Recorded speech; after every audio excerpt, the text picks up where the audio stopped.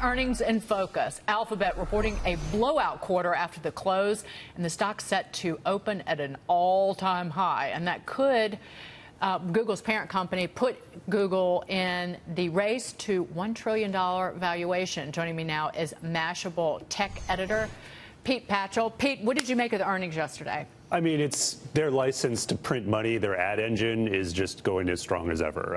Google obviously hit with that $5 billion fine from the EU over Android, but it's seemingly is, even with that, the earnings beat was huge, and that was more of a one-time fee. So, I mean, Google and Facebook and those are the two big players in the ad space. I feel that their AI and their ad tech has only gotten better and better at targeting people and just using broader signals to just squeeze as much money out of those engines as they can, and we're seeing that now. Speaking of Facebook, we're going to hear from Facebook tomorrow. That stock hit a new record high in yesterday's trading session. Investors shaking off the Cambridge Analytica scandal. What are you watching from that social media company? Anything specific?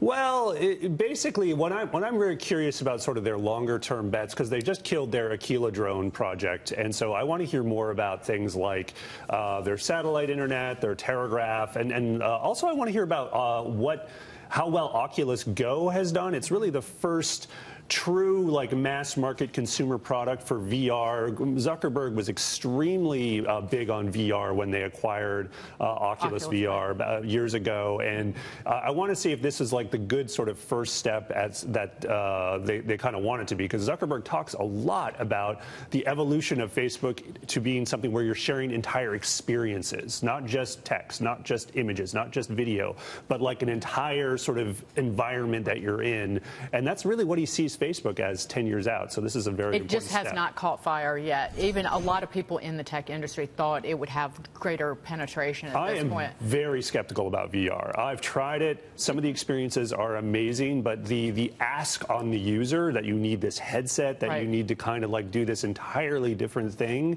that is a very long-term thing I see. I don't see it honestly. Like 10 years is early, in my opinion. Yeah, but escapism could be a great value proposition given the current climate in this country.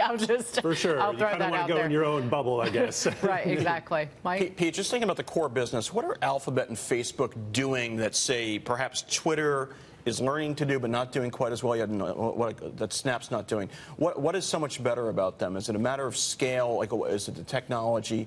What are they doing that just keeps winning?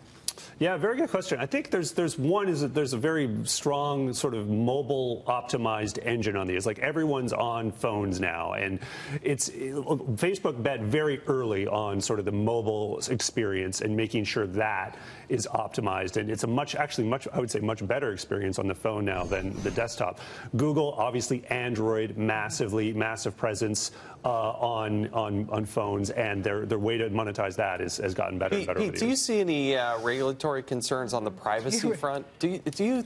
I mean, at what point do they become so invasive that Washington steps in and really causes some disruption to their own market? Especially with Facebook. Well, for Facebook, yes, that's huge. And you see sort of how they've had to adapt with the regulations in Europe with the GDPR. I mean, these companies have shown a very remarkable way to adapt. Like basically, but they're just cash rich. I mean, when you can drop $5 billion and not really affect your business and show record numbers like this, I mean, that's pretty amazing. Well, and Pete, I want to add one thing. I don't know if it's privacy regulation. I think, and President Trump alluded to this with Washington Post, which is owned by Amazon, but antitrust concerns, because we've seen that play out in the U.S. with Microsoft.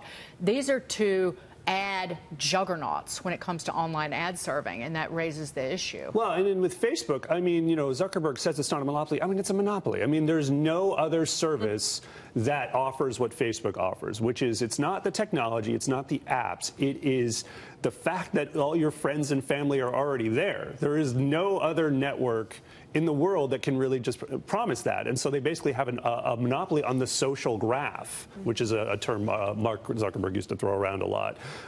So should they be penalized for having really such a good product that everyone kind of comes to it? Because it's kind of, if there's a natural monopoly, this is probably one of them. I don't know. But the fact that the antitrust concerns is probably the one sort of wild card here where, okay, that could be a dark shadow over their futures, their long-term futures anyway. Pete, good to see you. Thank My you so pleasure. much. Pete Patchell of Mashable.